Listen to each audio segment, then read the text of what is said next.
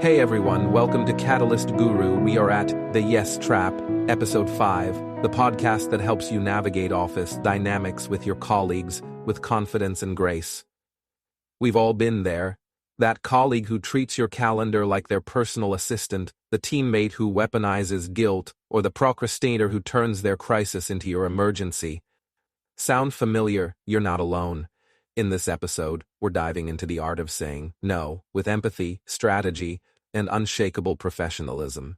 We'll break down 5 common boundary pushers, from the flattering manipulator to the perpetual procrastinator, and arm you with scripts, psychological insights, and win-win tactics to protect your time without burning bridges. Let's get started. First type, the needy colleague. We all know this person, the one who acts like your time is their personal resource. They'll come to you with a laundry list of quick favors that are anything but quick. It's tempting to help them, especially if you're friends, but you need to set boundaries before they turn you into their unofficial assistant. Broadly, be polite but firm. I'd love to help, but I'm tied up with my own deadlines right now. Have you checked with Mr. Rahul? Encourage self-reliance. This sounds like something you could tackle. Let me know how it goes. By doing this, you're not just saying no, you're empowering them to solve their own problems. It's a win-win, and you avoid becoming their go-to fixer. Let's look into a scenario involving the needy coworker, each with unique situations, strategies, and psychological explanations to help you set boundaries while preserving workplace relationships. The validation seeker, a coworker, asks you to review every minor task. Emails, spreadsheets, even Slack messages, claiming they value your opinion. It's code for outsourcing their confidence. First, let's get in real. Why does this happen? Some people are validation seekers. They don't trust their own skills, so they lean on others to double-check everything. But here's the problem: it eats up your time, and it stops them from growing. Your goal: help them build confidence without becoming their crutch. Here's how to do it step by step. Tactic 1. Redirect to tools and resources.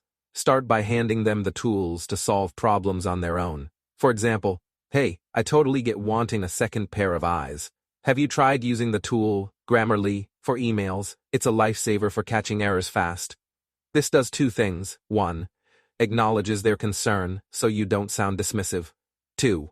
Gives them a way to self-validate next time. Tactic 2. Set feedback boundaries. If they keep coming back, time to set limits. Be kind but firm. I want to help, but I can only review 1 key item per day. Let's pick what's most critical. This forces them to prioritize, and shows you're not a 24/7 help desk. If they push back, smile and say, I'd hate to create a bottleneck. You've got great instincts. Let's trust them. Tactic 3. Encourage ownership. Finally, boost their confidence. Many validation seekers just need a nudge to trust themselves. Try, you've got this. Remember last week when you nailed that client report solo? Trust your expertise. Understand this. Validation seekers lack confidence. Redirecting them to tools builds their self-reliance, while limiting reviews trains them to prioritize actual needs over hand-holding. Encouragement reinforces their capability. Your time and energy are precious. By guiding coworkers to trust themselves, you're not just saving your sanity, you're helping them grow. And that is a win-win. The next type, the emotional guilt tripper colleague. This person isn't just overwhelmed, they're leveraging your report to turn you into their personal lifeline. It's manipulative, even if they don't realize it. Your mission: help without enabling. Here's how. Tactic 1. Use humor to deflect. Humor is your secret weapon. It lightens the mood while subtly setting a boundary. Try something like, if I help you, my cat will report me for neglect. She's already side-eyeing my laptop. Why it works? It's disarming. No one can argue with a fake cat intervention. It signals you're busy without sounding harsh. Tactic 2. Offer limited support. If humor doesn't stick, pivot to controlled generosity. Say, I have 10 minutes right now. What's the top priority? This forces them to triage their ask and you stay in control. Tactic 3. Schedule help strategically. When guilt trippers ambush you, buy time. Respond with, I'm swamped today, but let's meet at 3 p.m. tomorrow to brainstorm solutions. Understand this. It shifts the power. You decide when to engage. It reframes their emergency into a planned problem-solving session. Friendship at work is a gift, but it's not a free pass to your time. By balancing kindness with clear boundaries, you protect your energy and teach others to respect it. Win-win. The third category, the guilt-tripping teammate. Ah, the guilt tripper. They're the masters of passive-aggressive comments like, "I guess I'll just have to figure it out on my own," or, "Wow, I didn't realize you were so busy." Their goal, to make you feel bad enough to cave in. Here are 3 distinct scenarios for handling the guilt-tripping teammate, each with unique manipulative tactics and strategies to shut down emotional coercion while maintaining professionalism. Scenario 1. The victim manipulator. A teammate sighs loudly, "I'll just work through the weekend again, no big deal," making you feel guilty, and volunteer for their tasks. Tactics. Acknowledge without rescuing. "It sounds like you're juggling a lot. Have you talked to manager about adjusting deadlines?" Refuse to own their choices. "I hope you find a way to balance things without burning out." Suggest prioritization. "Maybe we can flag which tasks are truly urgent versus what can wait." Understand this. Martyrs want applause for self-imposed struggles. By sidestepping their plea for sympathy and redirecting to solutions, you avoid enabling their theatrics while keeping the focus on their responsibility. Scenario 2. The silent treatment strategist, countering cold shoulders after no. After you decline a request, the teammate becomes frosty, avoiding you or giving clipped replies to make you feel guilty for setting boundaries. Tactics. Reaffirm your stance kindly. "I care about our teamwork, but I still can't take on extra tasks right now." Lighten the mood. "Let's grab coffee later. I'd hate for this to come between us." Understand this. Silent treatment manipulators weaponize awkwardness to pressure you. Calmly addressing the tension removes their power, while reaffirming boundaries shows their tactics won't work. Offering a casual social gesture disarms resentment. Scenario 3. The comparison guilt tripper. A teammate implies you're selfish by comparing workloads. "Must be nice to have time to say no to people." Tactics. Refuse to engage in comparisons. "We all have different priorities right now." For now, flip the script. "If you're feeling overwhelmed, let's loop in manager to reassign tasks fairly."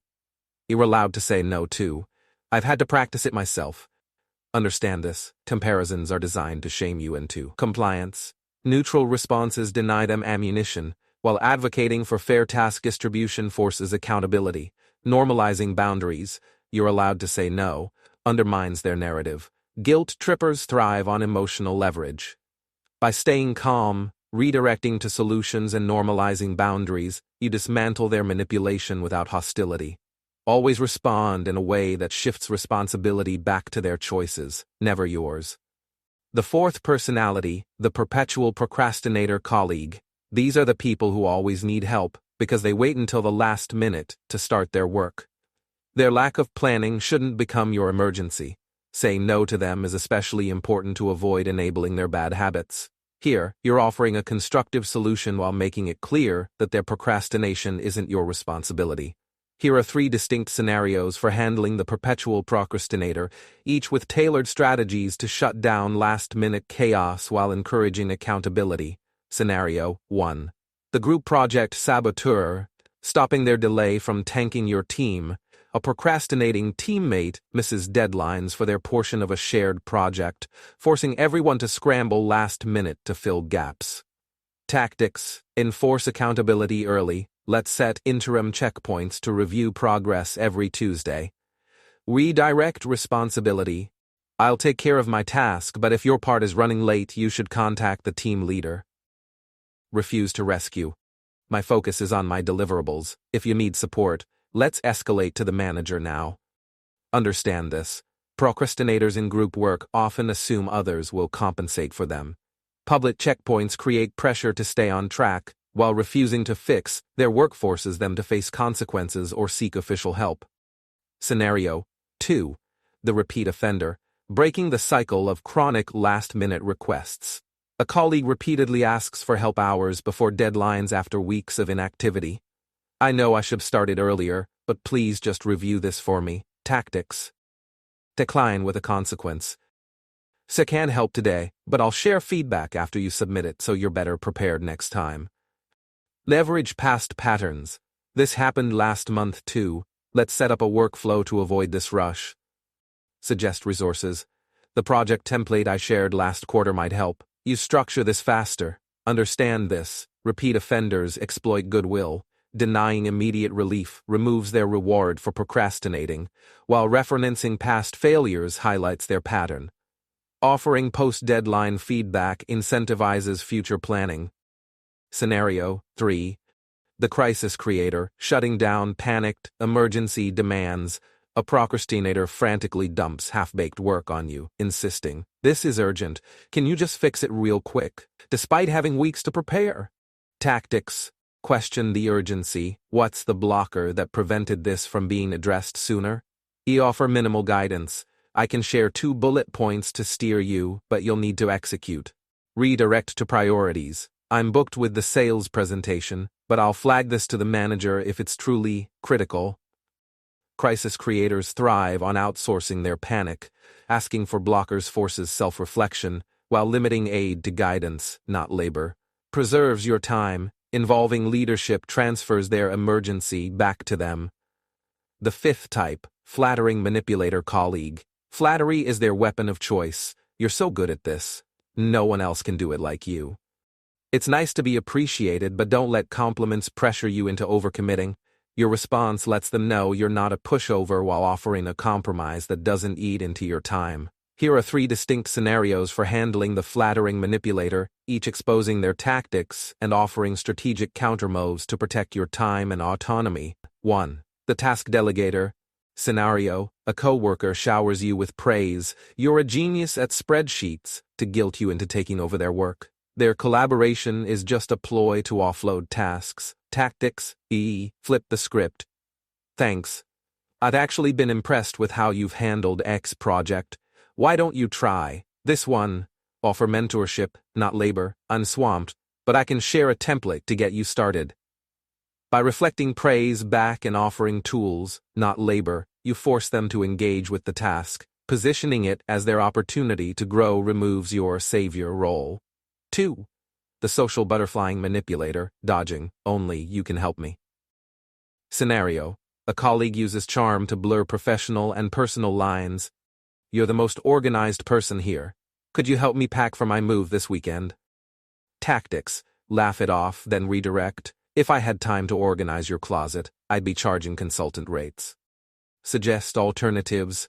Post in a community Facebook group. Someone's always available. Set personal boundaries. "I keep weekends for family time, but good luck with the move." Understand this. Butterfly manipulators use social rapport to extract unpaid labor. Humor deflects without rudeness, while redirecting them to paid services highlights the unreasonableness of their ask. Firm boundaries block future overreach. 3. The credit-stealing charmer, blocking, "You're my secret weapon" exploitation. Scenario: a teammate flatters you into quietly doing their work. No one else understands this like you. Then presents the results as their own. Tactics: preempt ownership, "Glad to help. Let's tag team the presentation so the team knows we collaborated." Publicly acknowledge contributions. In meetings, say, "I enjoyed partnering with Rajiv on market analysis presentation. Here's what we found. Your request." Understand this. Credit stealers rely on secrecy. Forcing visibility, collaborative framing, to stakeholders, exposes their dependency. Public acknowledgement ensures your effort isn't erased, while maintaining a team player image. Flattering manipulators exploit generosity and social grace. By redirecting their praise, enforcing transparency, and reframing their requests as growth opportunities, you dismantle their tactics while maintaining professionalism. Always respond in ways that force them to engage with the work they're trying to avoid. Why personalization matters. Tailoring your no to fit the individual shows emotional intelligence and professionalism. It demonstrates that you're not just dismissing their request, you're considering their needs while balancing your own. However, it's crucial to remember this. Your boundaries don't change based on their personality. Whether they're your boss, your best friend at work, or someone you barely know, your time and energy are valuable. The power of consistency. People notice patterns. If you're inconsistent in how you handle requests, you'll confuse others and yourself. For example, Saying no to one person but caving to another for the same type of request sets a precedent that you're flexible on boundaries. Being firm and polite across the board, on the other hand, builds a reputation of reliability and fairness.